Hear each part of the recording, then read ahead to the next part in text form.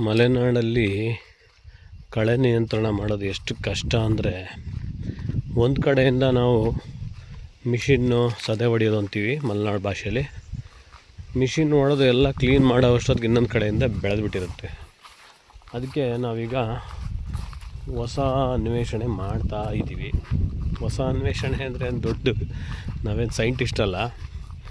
ಗಿಡದ ಸುತ್ತ ಒಂದು 4x4 ಸೈಜ್ನ ಪ್ಲಾಸ್ಟಿಕ್ ಹಾಳೆಯಲ್ಲಿ ನೋಡಿ ಈ ಥರ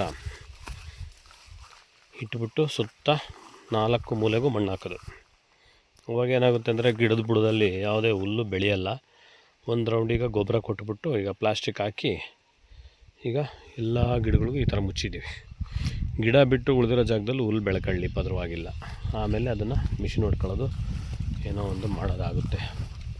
ಇದರಿಂದ ಏನಾಗುತ್ತೆ ಅಂದರೆ ಗಿಡದ ಸುತ್ತ ಅಟ್ಲೀಸ್ಟು ಅಡಿಕೆ ಗಿಡದ ಬೇರು ಬರೋ ಜಾಗದಲ್ಲಿ ಹುಲ್ಲು ಸ್ವಲ್ಪ ಬೆಳೆಯೋದು ಕಡಿಮೆ ಆದರೆ, ಆಮೇಲೆ ಮಳೆ ಬಿದ್ದಿದ್ದ ನೀರು ಕೂಡ ಅಷ್ಟು ಶೀತ ಆಗೋಲ್ಲ. ಪ್ಲಾಸ್ಟಿಕ್ ಕವರ್ ಮುಚ್ಚಿರೋದ್ರಿಂದ ಸಿಕ್ಕಾಬಟ್ಟೆ ಮಳೆ ಸುರಿದ್ರು ಗಿಡದ ಬುಡದಲ್ಲಿ ತೇವಾಂಶ ಸ್ವಲ್ಪ ಕಡಿಮೆ ಇರುತ್ತೆ.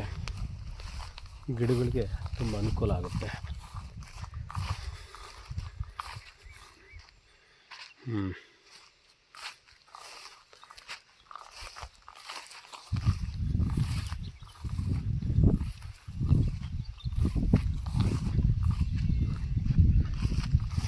ನೋಡೋಣ ಇದರ ರಿಸಲ್ಟ್ ಮುಂದೆ ಹೇಗಿರುತ್ತೆ ಅಂತ.